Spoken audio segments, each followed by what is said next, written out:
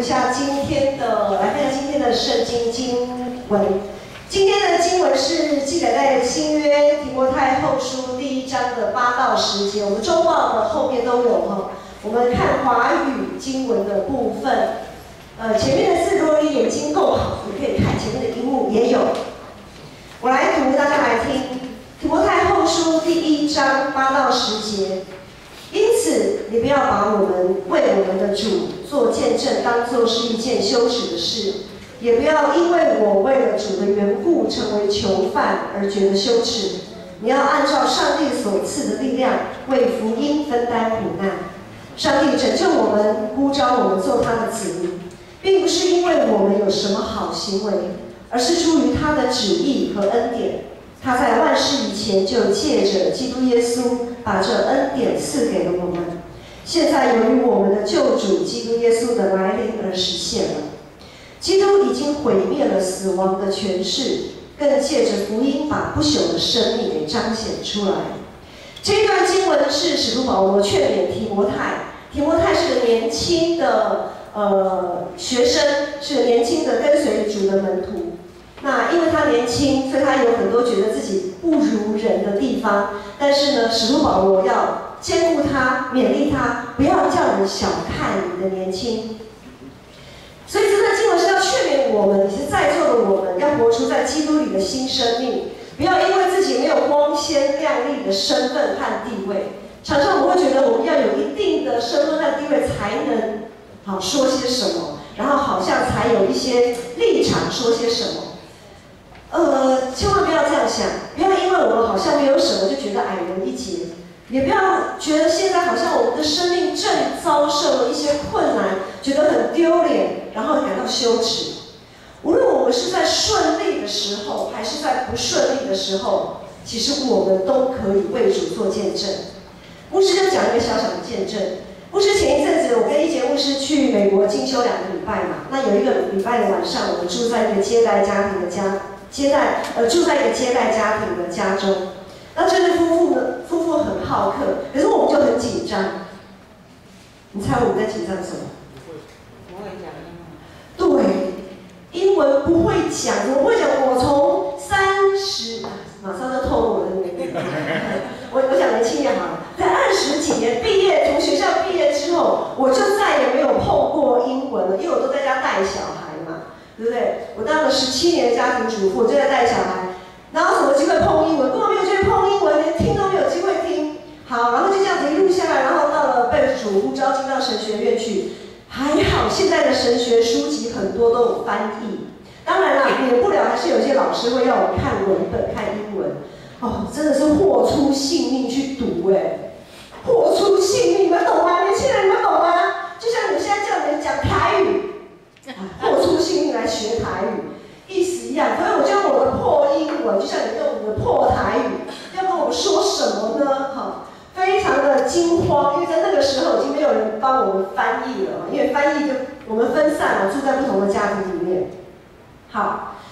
硬着头皮也得上场，好，就用我们的破英文，然后夹杂了一些肢体语言，哇，这个肢体语言真是太棒了哈！然后就那边还有，甚至还包括画图啊，反正各种招数都使出来啊。我们分享什么？分享牧师我们在年轻的时候，我们还没有遇见耶稣，还没有进到教会，我们的生命情况，然后呢，进到教会之后怎么样被主改变，怎么样看见自己的生命原来是可以这么的光彩。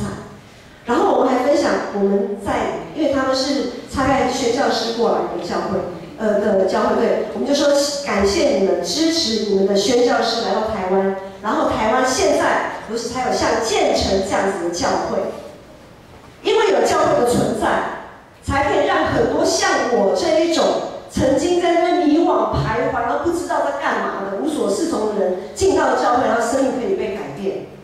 教会存在是这么的有价值，我就这样子分享，然后也分享我们教会做的一些事工。哇，这对夫妻非常有感动，我当下不知道他们多大的感动，但是因为我们正在努力的研究，想要怎么样去表达哈。隔天就我们带队的一位牧师，他就跟我们讲说，你们昨天晚上住的那个家那个夫妻。献500块的美金哎，我是在其他的队员是没有的哦，只有我们有而已哎。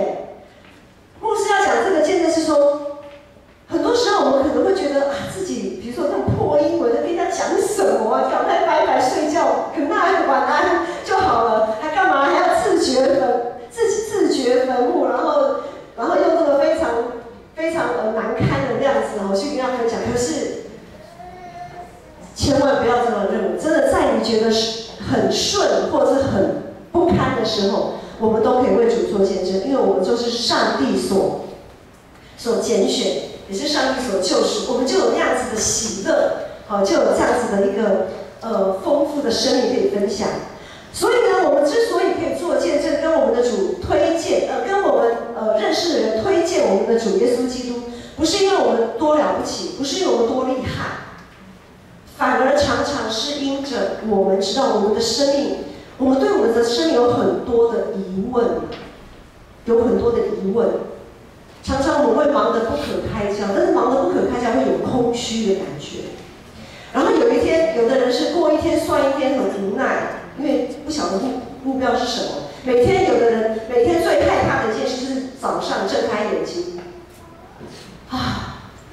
一天又来了，然后要做什么？年轻人，然后我的未来真的没有梦，然后就这样子一天一天这样过去，还有很多无能为力的挫折感啊。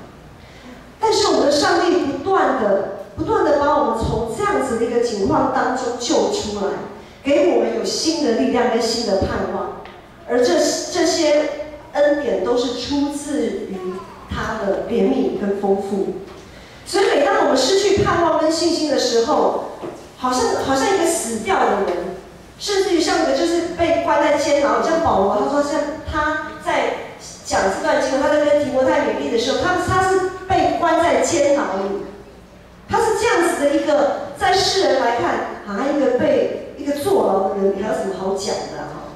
可是保罗还是很放胆的传福音，他就像一个，常常我们也像在被关在监牢里，我们无法思考，无法行动，甚至觉得呼吸都很奢侈。在这样的时刻，我们要提醒自己，主耶稣与我们同在，我们可以靠着耶稣基督经过死荫的幽谷，度过生命重重的难关，因为他从十字架上复活了，没有任何的权势，包括死亡的权势都不能胜过他。耶稣就像一艘永远不会沉没的船，然后我们就可以安心的坐在他的船上，即便再大的风浪，我们也不用害怕。我们仍然可以呼吸，仍然可以思考，而且最终一定会靠岸，不是那个汪洋中的一艘船在飘啊飘啊飘，我们最终一定会靠岸。像这样的恩典是上帝从创世以前就已经借着耶稣基督显明出来的，是要赏赐给所有相信他并且愿意跟随他的人。今天我们有安排2位弟兄，还有我们的敬拜团的团员，他们创作的诗歌，也是当初从他们的生命故事里面，透过诗歌把他们的生命故事说出来。那我们现在首先我们先请我们的团员，就是今天我们的 keyboard 手心如姐妹，来分享她的生命故事，她怎么样是怎样的一个心境来创作这首诗歌？这样。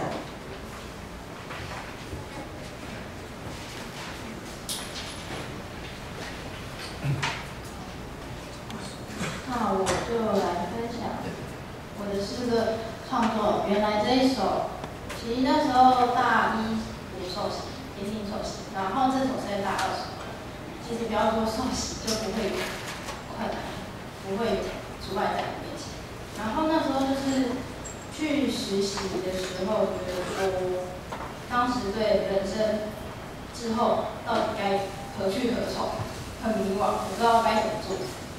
因为其实就是当初其实并没有很喜欢写程式，可是因为我走了理组，在高中走了理组之后，后来就是决定去走工程师这方面，然后所以那时候去实习是被爸爸逼迫的，因为因为爸爸有认识的朋友，所以把我引荐进去之后，那我当时是觉得为什么我要去？我还在学习，我才大2下，我根本程式能力都还不够，可是他就逼迫我要去。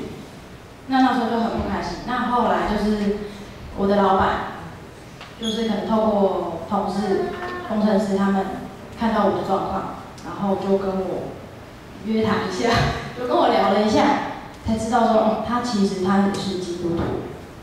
那他就是告诉我说，他自己因为工作，所以没办法星期日到教会去做礼拜，可是他会祷告，会借由祷告以及去思想圣经的话，然后去找牧者去了解。那他其实跟我讲的重点就是，其实我们的道路上帝都已经安排，不要觉得怎么求好像都没有得到回应。其实是因为上帝会在对的时候，在合适的时候，给你适当的回应。他告诉我，他其实一直都在。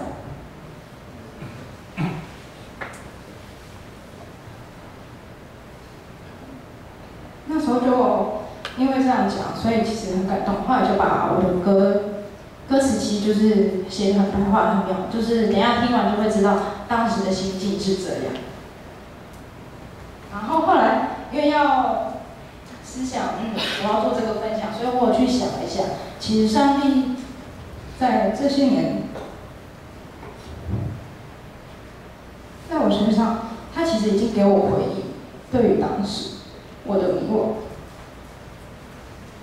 因为当时我觉得我怎么可以顺利毕业？我是转学进去，2下才转进去。然后，如果有一科被当，我就是要延毕，我的学分不够，我绝对要延毕。所以我那时候一直求，我不想延毕。可是我根本就不聪明，我根本就不喜欢程式，怎么去写？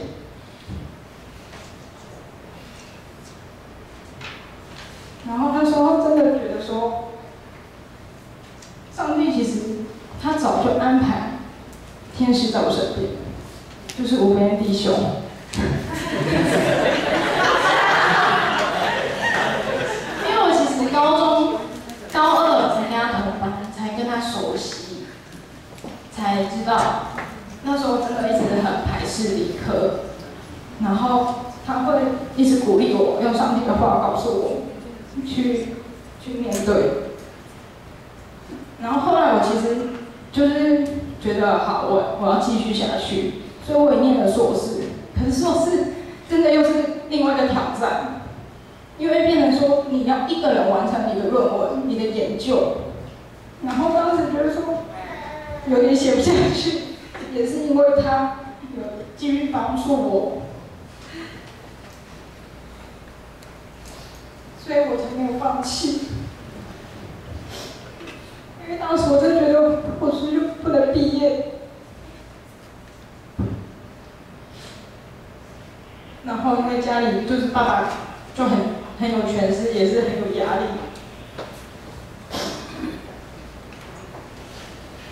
然后所以后来因为这样，我觉得其实上帝已经透过我进入到这里面，他其实一直都看顾着我。他通过爸爸的强势，让我走上这一个行业。因为当初我如果没有服从，我真的不知道我现在会去哪里，我会去做什么工作。因为我真的不聪明，可是上帝的恩典都够我用。我就分享到这里，谢谢。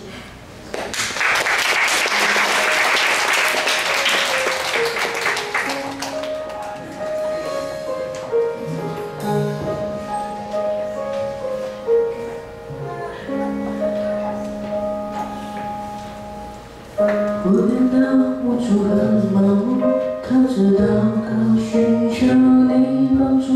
我迷失方向的时候，日子不知过了多久，你仍握我的手。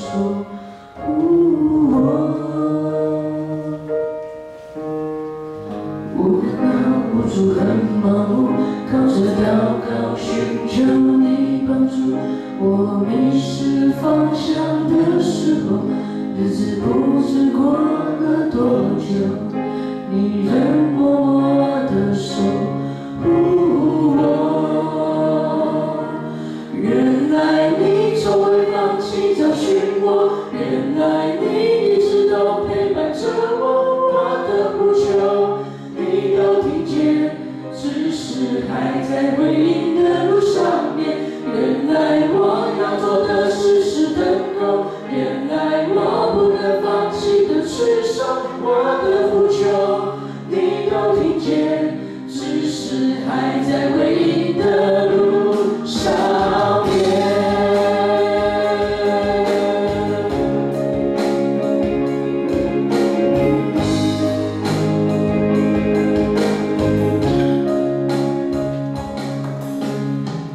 我感到无助很忙碌，靠着祷告寻求你帮助。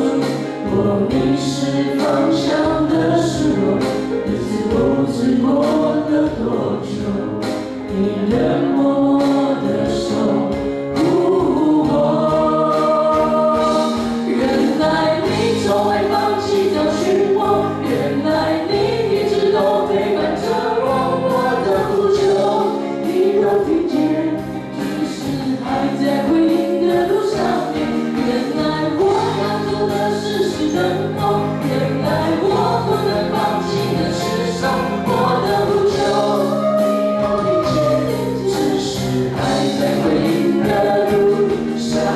我要做的事是等候，原来我不能放弃的持守，我的呼求你都听见，只是还在回应的路上面。原来我要做的事是等候，原来我不能放弃的持守，我的呼求你都听见，只是还在回应的路上面。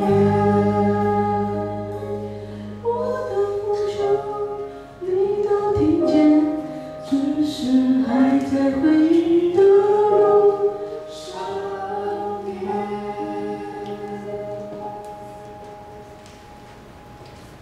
接下来我们请钟长老来分享他的信仰见证。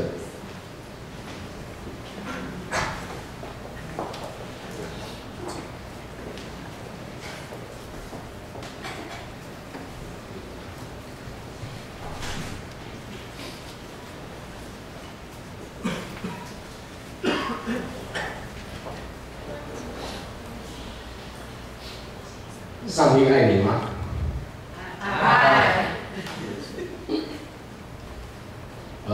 借着这个分享，我想刚好来数算上帝在我身上的恩典，还有我跟各位分享说，这从结婚到现在30年左右的时间呢，我的信仰历程。第一个我要谈的是信，其实是信心。从我的家庭生活来看，我的见证，就是信心是对上帝的认识。当你越认识上帝，你的信心就会越坚定。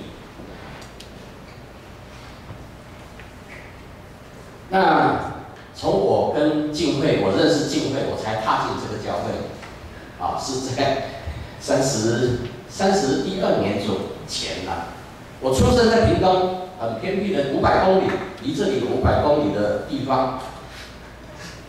那从小我不是基督教的信仰，认识敬会之后，我踏进了第一个教会就是建成教会，后面听得到吧 ？OK， 谢谢。好，那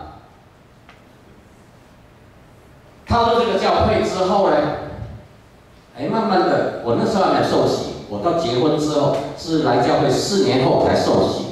那我当然也礼拜天我也都在楼上做礼拜，我也都在听道理，我就开始学了解，那你看哦，上帝对我的恩典是这样子哦，因为认识第6年了，我们准备结婚5年啦，应该讲5年，其实6年的时候5年准备要结婚了。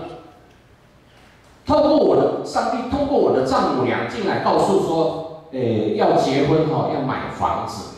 哇，一个乡下来的一个人，我自己靠我自己哈，我哪来的？那个时候台北市的房子大概至少都是100多万啊，我们的薪水大概是18000、2万块这样子，那怎么可能啊？然后要结婚的时候要有房子，哇，这个问题真的很大。对我来讲，你看上帝就会这样安排哦。好啊，买，还是要买啊，不然要结婚怎么办？那时候呢，在77年我结婚，76年，好，我就去中和买了这个预售屋的，靠着我的一份薪水，每个月这样付，好，刚开始盖的，然后每个月这样付，去订这个房子。我在这个图片上面看到哈，你看看。上帝的恩典是怎么样？对不起，在76年我买房子的时候，红色的这一条线哦是台北市的房价，你看看是在还没有涨之前，这是76年，76年让我买到房子，一坪在中和买5万块，现在怎么可能啊？对不对？好，很多年轻人在聊，大家都讲说，怎么可能有这样的机会？你看他上帝就那个时候，他就已经在我的身上有作为了，赶快叫我买房子。好，到83年呢，因为我跟静慧的工作都在台北市，偏偏又要我把中和的房子卖掉，然后搬来民生社区这边，到渔野街这边。你看看，83年的房价呢，那个时候。20几万，民生社区的房子20几万，都是在低点的时候让我买到。这个恩典多大？如果不是上帝带领，我想我们很不可能。好，这是从我的家庭上面来分享。第二个，我要分享的说，好，那从我的成长历程，第二个功课刚刚讲是信心，第二个讲的是从认识上帝之后，我就把我交托给上帝。我来听道理，我学到的就是交托啊，凡事要交托上帝的，那牧师教导的。好，那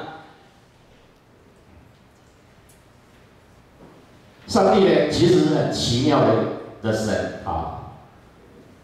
那他知道你心里面所渴望的，也明白你心所担心的，但是你不用焦虑，所有的事情啊，都在他的保守当中。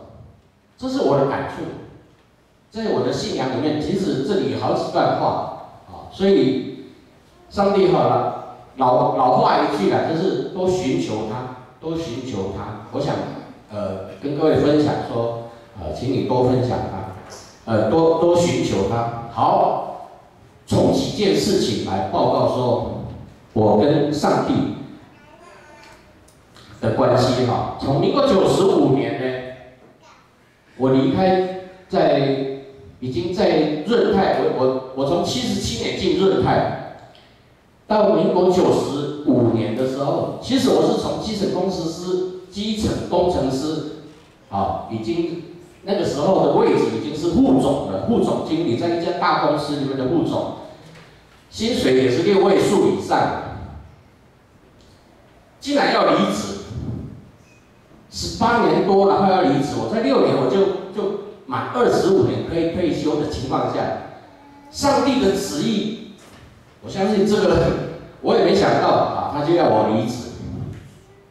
刚好这个集团里面就是公司合并要上市的关系，我在集团里面设一家水电公司，又被合并，然后我的水电公司变消费公司，借着这样的机会，竟然离职。当然我可以留下来，我继续留下来是没有问题的。没想到上帝就要我自行去创业。那个时候我们会友里面也很多跟我讲说，哇，你在润泰这个要多，领那么多钱，你还你还要把它辞掉了，我不晓得，就真的是辞掉了。好了，就去自己创业，自己开，到现在啊。那民国97年，你看看95年让我辞掉之后，原来呢，上帝要我在教会的服事增加。他要我的时间，如果我在润泰工作的话，不可能，因为上班打得死死的，不可能。那个白天的时间啊，甚至休假的时间都很少。偏偏让我自己创业之后，老板要休假是不用，就是自己批啊，我就自己准。然后那时候因为要兼教会的这些总务的事情，常常要来。上帝就因为97年的6月份呢，就让我选上长老。好，然后负责总务部，所以你看，95年他要我离职，97年他已经在帮我准备，就是要去做这件事。接着呢，到4年，我们的长老4年一任，到101年的3月份，4月份要改选了，4月份要改选，第一任我刚快结束了，然后呢，要改选的前1个月，竟然让我去考EMBA，又考上了。上帝又不让我在这里，他要我去EMBA， 好了，又再去念了2年的书，2年的在职班的硕士班。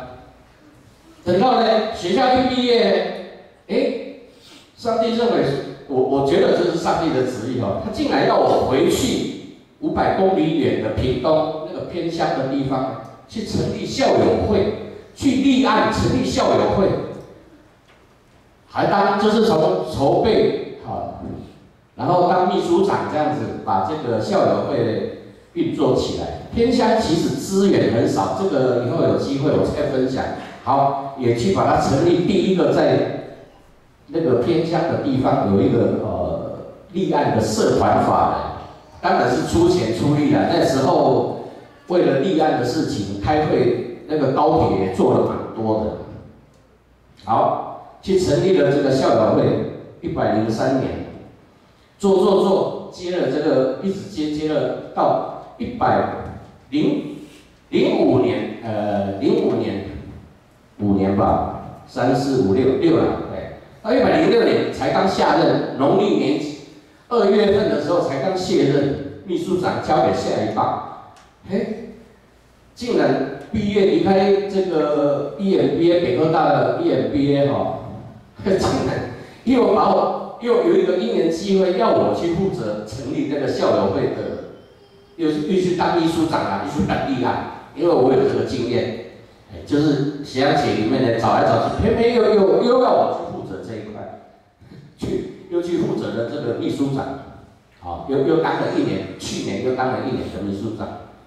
所以这过程里面其实都不在我的人生规划里面，但上帝就一直这样带领我。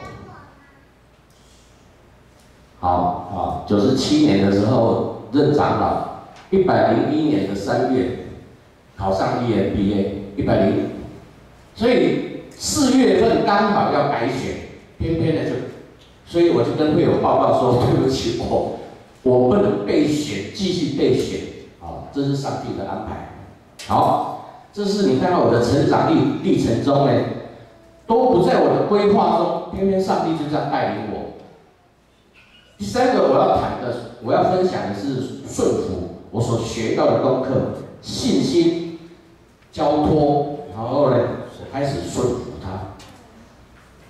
从我开始谈我创业了，好了，我自己做生意了，自己在做生意里面呢。没有天天都是好的啦，这里面也有不好的，就是95年开始创业，还好上帝带领，让我公司继续活下去，就是开始有这个伟创啊、宏基啊这些业务慢慢进来。第3个我特别要谈的是民国98年，你看看公司成立的第3年的时候，2年多了，3年，法鼓山大学的一个案子。1.7亿它的金额水电工程就是我如果承揽下来，它的合约金额是1.7亿。法鼓山的人，我在润泰的时候接触了他们的公务从上到下大概都很熟，那时候都很熟啊。好了，负责机电的这个发包的人呢，那更是我带出来的人，跳槽跳过去法鼓山，所以其实是怎么讲？特定泥缸，这个华语要怎么讲？特定泥缸哦，就是桌上拿橘子很容易轻易可以拿到的一个案子。我不知道华语的轻而易举啊，谢谢。好，大概是这样的意思，我可以很轻易的可以，我要做的话大概没有问题，连什么底价我都会知道的。问题是，我出去接业务的时候呢，我都会祷告说，上帝照你的旨意，不是照我的意思。好，如果这个案子你要我做，就照你的旨意，不是照我个人。好，老板说了算嘛，不是。我还有老板，我的老板是我的上帝，上帝说了算。你看看，在这个过程里面，最后竟然有变数。我没有标到这个案子，其实我心里很难过。那时候，做生意哪有，而且这么大的案子，利润一定比较高嘛，可以拿到的案子，到手的案子竟然飞掉了，我心里也有点难过。可是事后诸葛啦，我回过头去看，等这个案子做到什么时候才完工呢？做了5年后才完工，因为那个时候他们法师过世嘛，正言，然后后面他的募款啊等等啊，他们是盖这个大学的时候，也是边盖边募款这样。后来我知道了，预计2年多、3年要完成的案子呢，偏偏拖了5年多才完成。还好我没有去做，你看看，我没有去做，如果我去做，会被拖延下去哈，其实对公司的经营是不好的。所以从这个案子上面呢，让我更幸福说，就是交给上帝。好，到现在12年多了啊，现在持续有一些有业主呢，就是很好的业主，就让我这样子持续做下去，免烦恼无业务呢，固定有业务在做。不过都会是很好吗？也不是。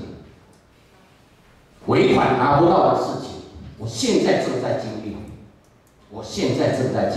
希望这个是我下一次见证，我再把细节跟各位报告，跟各位分享。我拿不到尾款，我跟他做好了，拿不到尾款，这可能也会让你公司倒掉哦。感谢主，我现在公司还营运得好好的，还营运得好好的。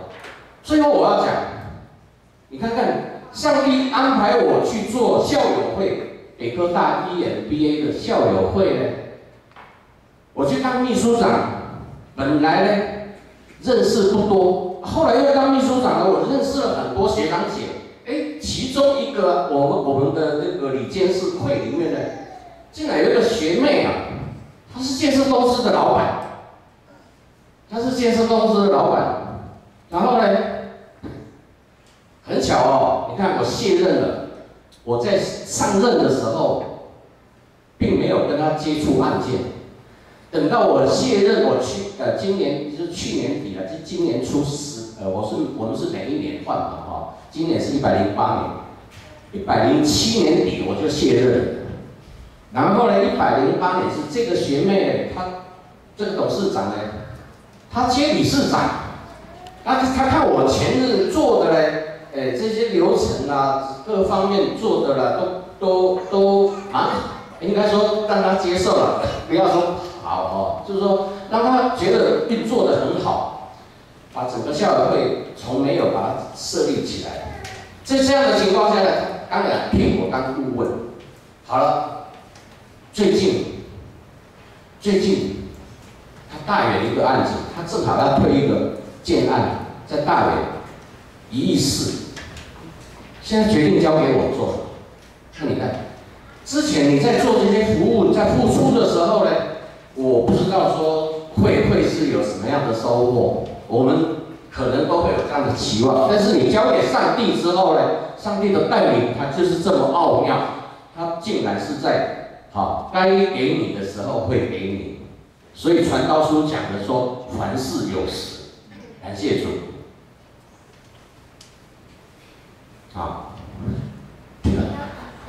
感谢主在我身上的作为，我学到的信交托顺服愿主赐福各位，明天有美好的事情发生，谢谢。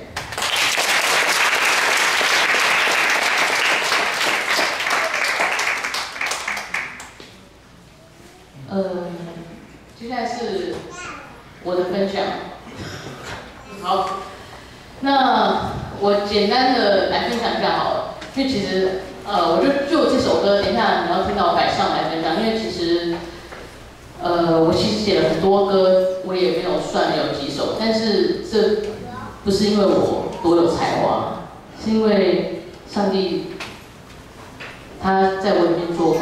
因为有时候其实我回去看我以前写的歌，我说哇，我怎么写得出这首歌，然后和弦也出得来，旋律也出来。其实我写歌很快，我每次写一首歌大概5分钟就完成了，很快。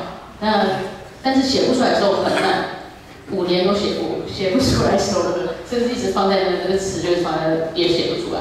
可是我每次写歌前，我一定会有个动作，就是我会先祷告，我会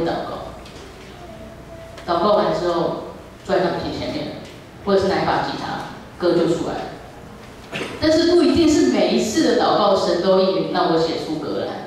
对，其实我并不完美，但借着神的爱，他让我有这样的恩赐，我在他里面得以完美。那这首歌摆上，这首歌为什么会写出来？是因为在2018年的6月那个时候，牧师他那天刚好是我领唱，然后我去看了那个经文，其实我已经忘记了，但是我看完经文之后，我觉得我好想写歌哦，就有点感动，祷告完之后我就写出了这首歌。我愿意背起十字架来跟随你。那十字架很重，不是我们可以承载，就是你过程会很多拉扯，所以当你们听到前奏的时候，那个前奏的旋律就是一个拉扯的感觉，就是我走了蹒跚履步蹒跚哦，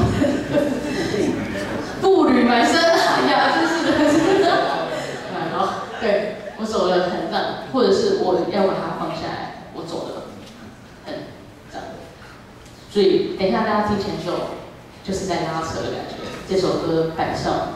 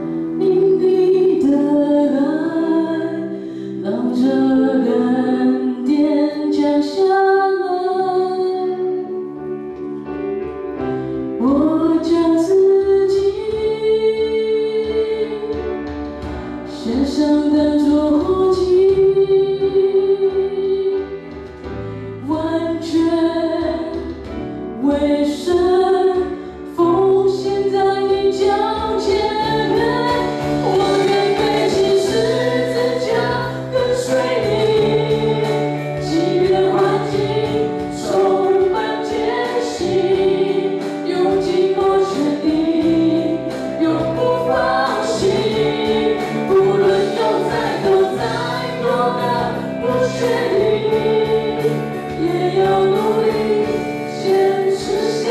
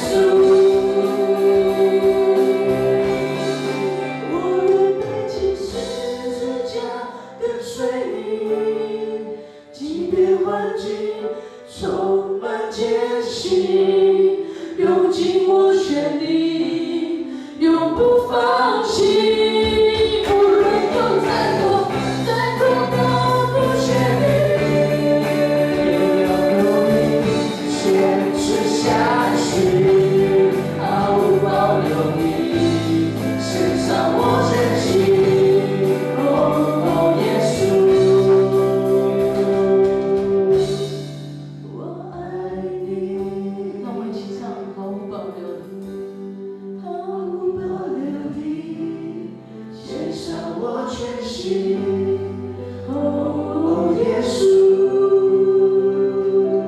我们再次我们一起唱毫无保留。毫无保留地，不单单是我，也是你的，献上你的全心。哦，耶稣。我一起跟他说，主耶稣爱你。我爱你。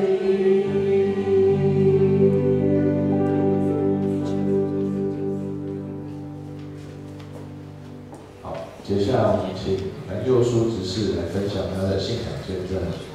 不好意思，我可以再请乐团帮我弹一次卡农。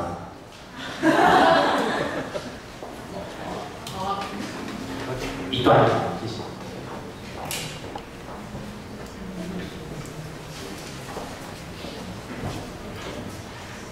各位弟兄姐妹平安。平安。我们一起来听一次卡农，可以？不好意思，我这个小小的要求。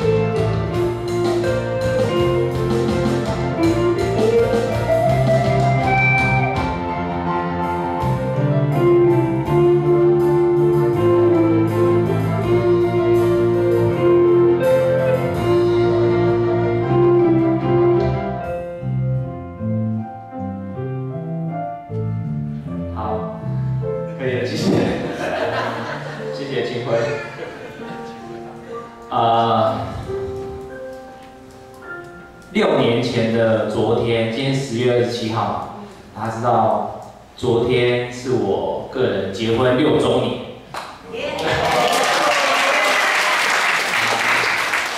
感谢主，6年了，我们还是一样相爱。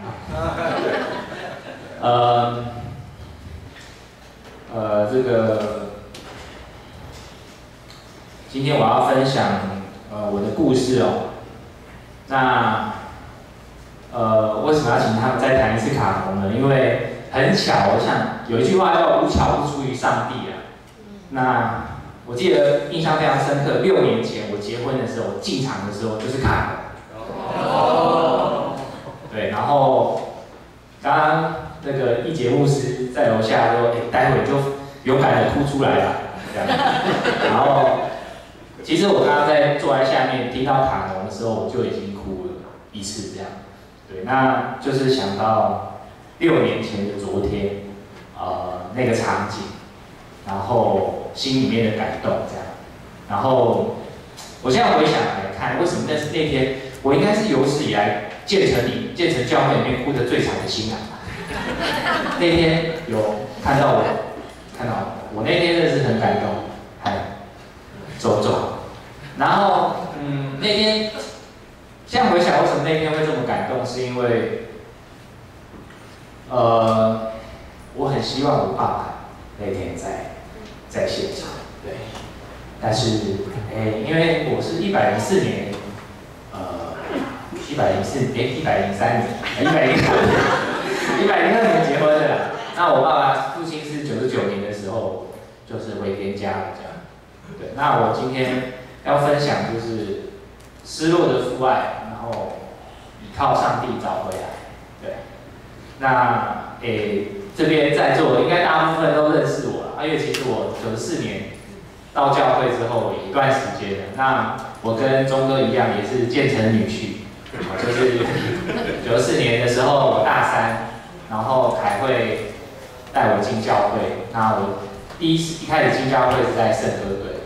那在进教会之前，其实我不知道，可能大家认识的佑书，或者是苏哥，可能是一个蛮正面、蛮正向思考，然后看起来帅帅的，然后就会自己讲，不是我自己讲，因为节目是讲。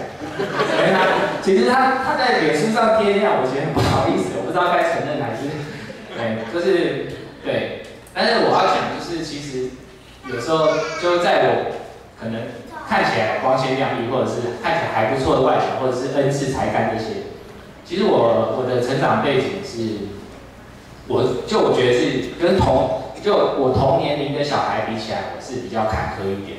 啊，怎么说呢？因为我们家有5个小孩，然后我是排行第4，我上面有3个姐姐，然后我是长子。那因为重男轻女嘛，他这边长辈很多，比较传统就是重男轻女，所以我也是长孙，那所以不管是爷爷还是我父亲，都对我从小就是期待很大。特别是我的第2个姐姐，她是重度障碍，身心障碍者这样，对，到现在也还就是需要人家照顾，对。那我还有一个弟弟，对。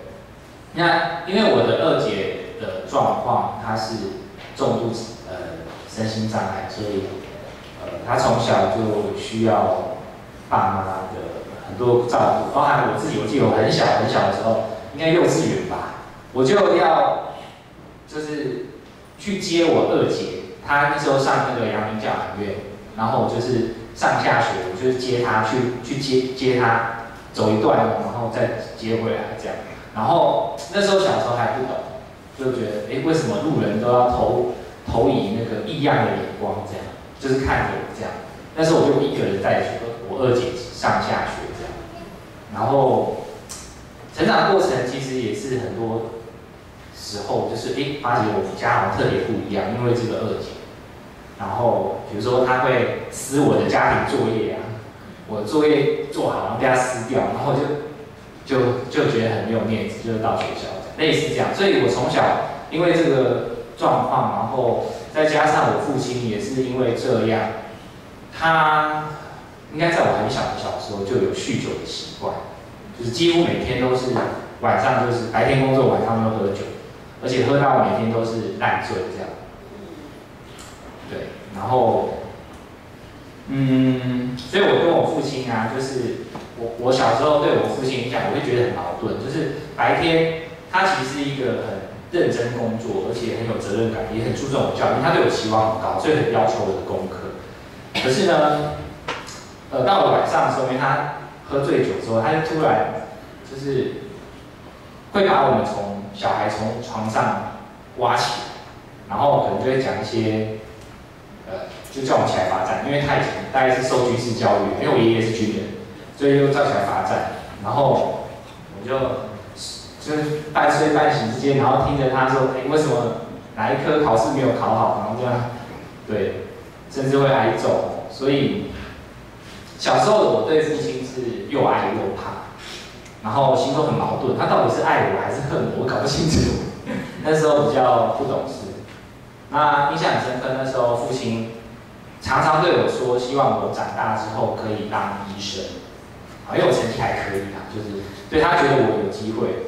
然后为什么要当医生呢？因为他希望我把我2姐的病，就是为什么他会重度，在他以为他们传统的观念觉得，为什么会得那个病？但他们早期父亲也是没有信仰，他们觉得说可能是做什么不好的事情，或者是怎么样。但他在他的观念，他觉得那个是有药理，所以他觉得我应该有机会可以当医生，研究这个病这样。对，所以从这件事情可以看出来，我父亲对我的期望很高。那可惜我最后没有达到他的期望。我们小时候有一段时间，我们家的经济状况很不好，那不好到因为家里孩子很多，然后慢慢陆陆续续都要上学，然后就学费等等，那所以有一段时间，我记得我大概从小3开始，我们家就开始，就是我父亲工作以外，我妈妈就是卖面摆摊子，然后我每天放学我就是要去家里帮忙，对，甚至寒暑假也都是因为常常会做到凌晨这样。那所以那段时间，虽然蛮辛苦的，但是至少全家人还在一起哈。那，只是因为家里经济状况不好，所以其实我那段时间父母的关系也不是很好。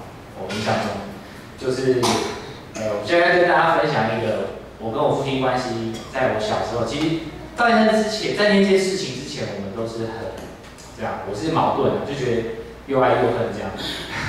但就是在应该是我在国2的时候，有一次，有一个白天下午，那时候